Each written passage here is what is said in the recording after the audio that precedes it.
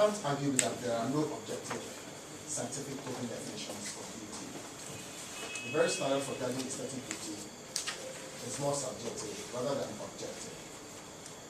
It is virtually impossible to lay down a concept that defines beauty in art.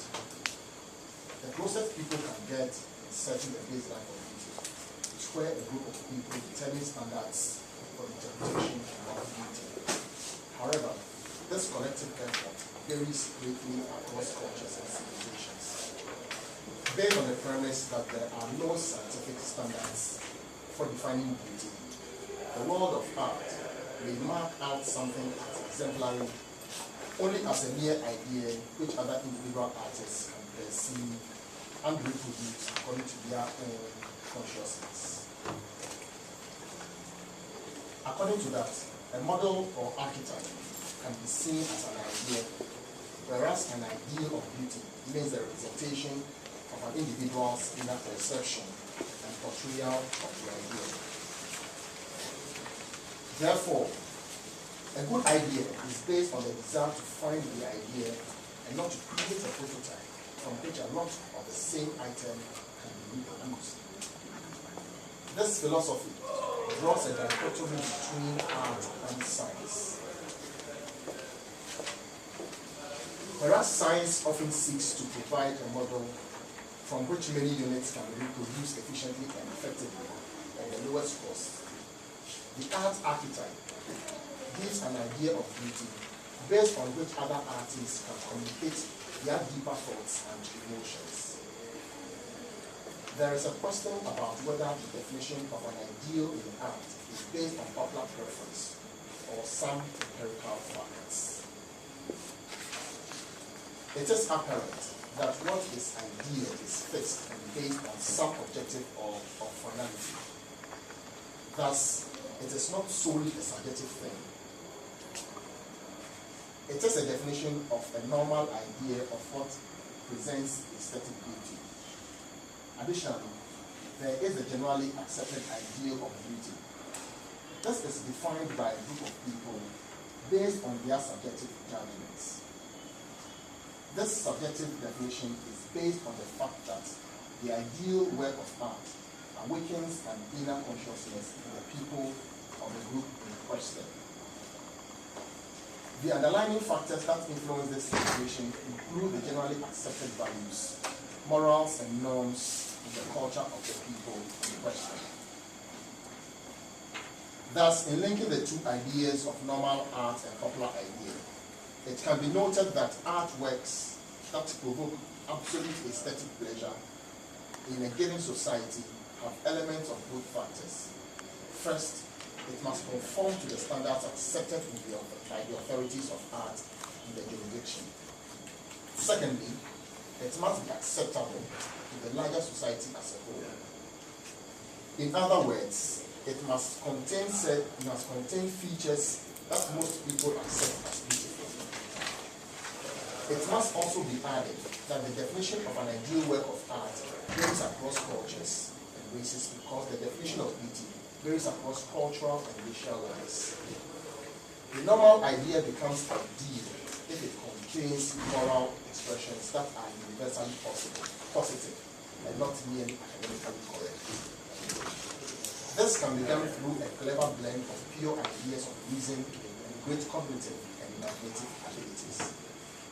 In conclusion, Kant argues that the ideal beauty in art can be obtained by a discrete blend of aesthetic beauty based on laid down rules and a judgment of taste.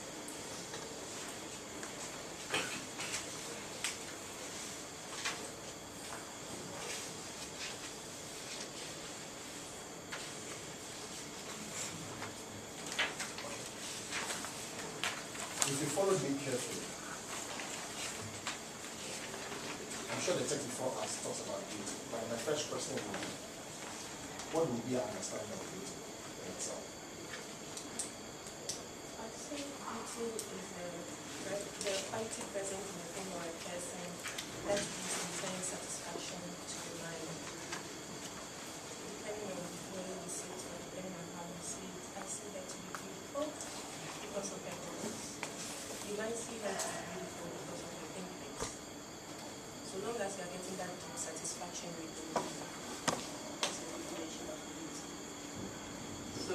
say from what she's saying that the definition of beauty is more subjective than objective. So it's your own opinion than maybe what Kant is referring to, that as actually Kant said in I think line 2, he mentioned that aesthetic beauty is more subjective rather than objective, which is the example that she has given here.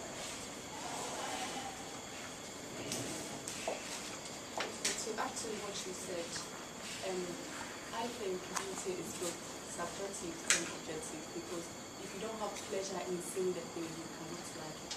No matter how people describe it as beautiful, you have to feel it inside you. The pleasure, that sense is beautiful. But isn't that subjective though? How is that subjective? It's vice versa. Subject, mind, understanding. I have to understand something before I say it's beautiful. If I'm not able to express it, that it's beautiful. I think it's subjective because from the way you are presenting it, it sounds subjective rather than objective. But beauty, in the passage, line 6, he says it varies greatly across cultures and civilizations. So it is subjective and objective, because in one jurisdiction, beauty is one thing, and then another jurisdiction is something else. And for example, in the West, even when you look at these runway shows, they have their own idea of what beauty is. All the women are slim and tall and skinny.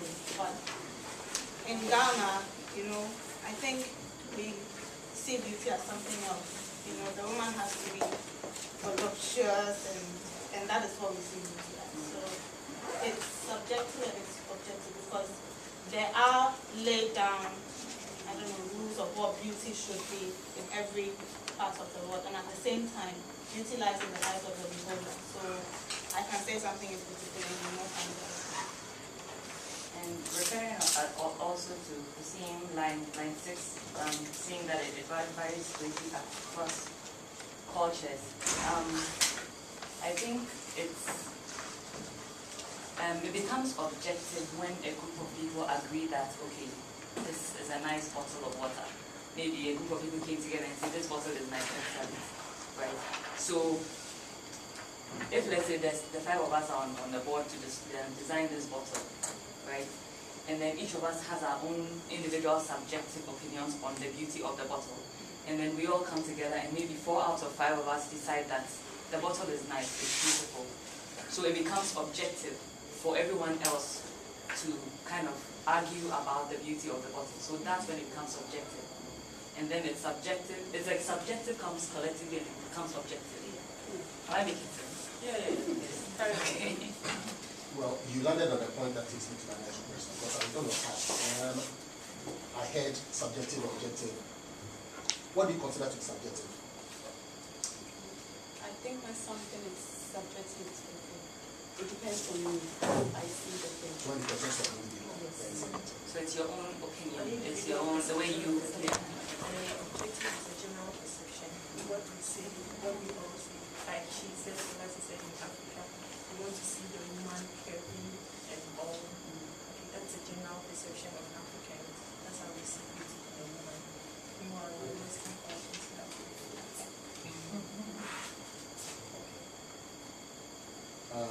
after having talked about the subjective element, what is Kant's? Just a minute. Because it's a dry run, I think we have to. So far, I think it's been good. Yeah. What do you think? Yeah. Excellent. But I think it's been amazing. Yeah. Do you like the interaction? Yeah. Great. Now, there's one clear thing about Kuma, right? Making a good reference to the text. Points she has. And most of us have actually been concentrating on a general. Remember, we have to also make reference to the text. Maybe to clarify some of the points. What is subjective, what is objective? If there is answer in the text, you can actually make that. So we're not only talking about opinions and things, but also references to the text. You get it? I just wanted to make that clear so that it wouldn't be like you don't focus on the text as well. So that's a good point. And I think that I like the way you guys are clarifying thoughts. You know, somebody says subjective and somebody says, well, actually what you explained is objective. That is a very good way of what? Trying to clear or clarify. But the fact is that you have to ask that you have to add that is your opinion anyway. You understand? You have to use the diplomatic languages. We have to see that. You have to say, well, I should, sometimes I use that word like, I politely disagree with you. All right? It's a disagreement. It can be contentious. But whenever you use those diplomatic words, it suits any offense if the person has taken offense. So you can actually use certain glittering words to actually disagree or to make some points. You could see that there were some kind of banter. Did you realize between Abokuma and Nadede? Really? Yeah. Yeah, you interrupted each other. Did you see it? Yeah. Yeah, you interrupted it. You interrupted each other. So at the board meeting, that could be heated argument. But the understanding is, it doesn't mean that you shouldn't do, but how you manage it. And that was obviously managed properly. You understand? So sometimes you say, oh, okay, sorry, let me allow you to talk. You get the point? These are some of the things that we're trying to learn. As soon as you make sure there's a clash of, because you wouldn't know that somebody wants to speak, would you? But as soon as you realize, oh, sorry, let me allow you to land. You get the point? Yeah, so that's a good point. Let's continue. So far, so good, isn't it? Yeah. Excellent. So I'm marking mine. In fact, it looks like my partner is doing well. So make sure that you do a good job for your partner. All right. So yeah, group leader, back to you. Let's look at point 7.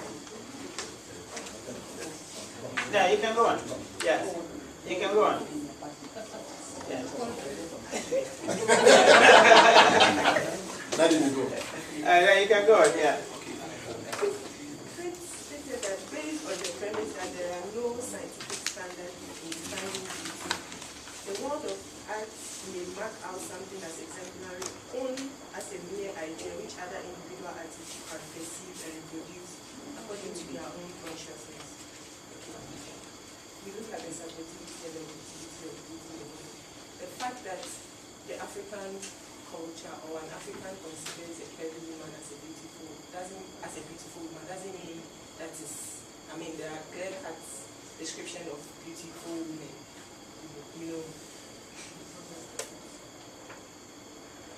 There are no scientific standards in defining beauty. Okay, so it's based on your individual perception and your individual judgment of beauty. You can see a canvas painting that is painted, an abstract painting that is painted by Pida. You consider it as a nice painting. And you can also consider a canvas painting that is painted by Jojo. You consider it as a nice painting. But until we are able to put meaning to the abstract painting, I mean, it's your individual perception of what the beauty is in the painting. Nandide, what you said, are you referring to objective or subjective? I'm referring to subjective. And then to add to your subjective, when you come to line 10 and then 11, it goes on to say, of beauty means the representative of individuals' inner perception. This is subjective, it's referring to your inner perception. But I don't know, I think I would disagree and say, politely disagree and say that there still are standards for beauty, regardless of what your opinion is. Because in my voices, the closest people can get in setting the baseline for beauty is where a group of people determine standards for the interpretation of beauty. So there are standards. And But he went on to say that, he went on to say that, however, this collective effort varies greatly across cultures and civilizations. So even though there are determined standards for the interpretation of beauty, it varies across cultures and civilizations. But there still are standards. Based on your culture or your civilization. I tend to agree with them. I think that, in as much as debating a subjective issue, collectively people could come together and identify what beauty is. Understandably, as I said across the table, it may vary from one position, one area to another. So what the urban may consider as beautiful, the Ashanti may not necessarily consider as beautiful. But the Ghana may consider as beautiful as well. So the Ashantis and the Ghana may agree on one area. And we find the others in Ghana also agree on one area. It is entirely possible that Ghanaians and the representation agree on one area. So it may be collective in a certain sense. Subjective in a certain sense, but collectively also objective in a certain sense. I agree with you with the standard. When it comes to the standard, like in Ghana we have beauty pageants. At the end of the day we have a lot of women, but at the end the judges choose somebody, so which means we are going according to the standard. And still talking about beauty pageants, I'm sure you realize that we have several pageants that run. Ghana is beautiful, there's Malaika, there's Miss Ghana, and they all seem to have different shades of beauty. I mean, when you look at that, Ghana is beautiful for it. They seem to towards different line altogether. Yeah. Malaika and Miss Ghana may be on the same trend, but Ghana's beautiful seems to be on a totally different trend, different line altogether. So their standard for beauty seems to be different from what we normally know. Looking at it from another perspective altogether, in line 14, where it talks about the art and the science, from line 14 all the way to 20, it basically says that when you're looking at it from the angle of science, it can define beauty in a way that it can be replicated. You understand? So a scientist can come and say this is beautiful. It's a standard, so it can be done. Like maybe let me use the bottle again. The bottle, according to a scientist, is beautiful. The bottle can be replicated over and over again. But then when you're looking at beauty from the art angle, an artist will come with an item, put it down, and then each individual will come and say, okay, I like this portion, I don't like this, I like this. So each individual has their own, they have their own version of the item that is being. Even if you look at cars, you know, every car has a different look, but at the end of the day, you have a section of people preferring one car to the other. So even if using the cars for example as well, even if there are different classes of cars, within each class there are different types of cars, which lets you know how subjective like people's taste and preference can be as well.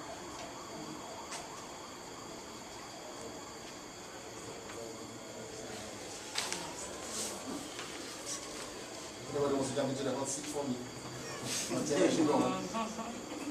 Yeah, take the hot seat. See, What are you doing there? so far, you can see that when the conversation about beauty was being held, they mostly discussed the cants, the beauty and what is objective. But you can see that they've moved it forward now. How did they move it forward? Abokuma brought in the perspective about the sciences and the arts. Earlier on, that wasn't the theme. It was a different. So they moved it forward. So it looks like they are now still now. After, and they haven't even. Have you seen it? So I was like, come on, let's move it forward. Then she came up with it. It was perfect. So now the conversation gone to another step. But they haven't dealt that one. They've sort of they've said something about it, but then not into detail as the first one. I think they are losing mojo now. They're losing mojo. The first interaction had gone on for almost about what? 10 minutes. 10 minutes, and it was lively. Then the conversation became a little bit stale. Then she brought in the perspective about the scientists and the arts and how they and now it's like, yeah, so you can join the hot seat. Is the hot seat supposed to emphasize what they've already Maybe you can, okay, if you have another perspective of what they have said, you can come in. Or maybe another theme, you recognize another theme and you think they haven't dealt with it. You can come and sit in and throw light on it and then let them move the conversation forward. You get the point? Yeah, so the hot seat is here. It fetches a lot of marks though. You have a lot of marks if you can actually move the conversation. Okay. for the partner? Yeah. You want to jump in? Okay, good. Yeah. Your name is, sorry? Emmanuel Max. Emmanuel. Okay. Yeah, Emmanuel is coming to the hot seat. Emmanuel, welcome. Yeah. Let's do this. Yeah. Thank you very much Excellent. for giving me the opportunity to join the conversation. I must say I so much appreciate the in-depth knowledge of discussions you've had. However, I would like to give a little contribution so that we can proceed from there.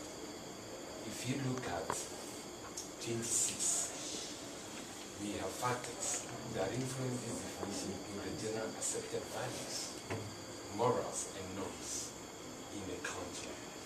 So I would like us to look at those factors in defining beauty. Thank you. Sit in a little bit. It's 5 minutes. So, in the light of the point you just made, let us go. Go on that line.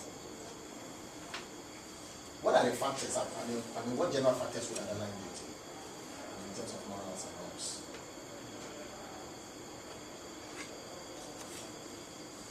I'd like to give an example. So, when we are talking about norms and values and morals, if you go to a church, there are norms and values and morals of, how you're supposed to dress to church. So, assuming someone comes in and is wearing a mini skirt, it's not the the norm in the church, so it's not considered beautiful in the church. But on the other hand, if we go to a nightclub and somebody comes in with Kabbalah states, everybody will be raising eyebrows and say, okay, what is she wearing? And that sort of thing. So I think it's true that norms and values in the culture of, the setting and the culture and the place also determines what is beautiful.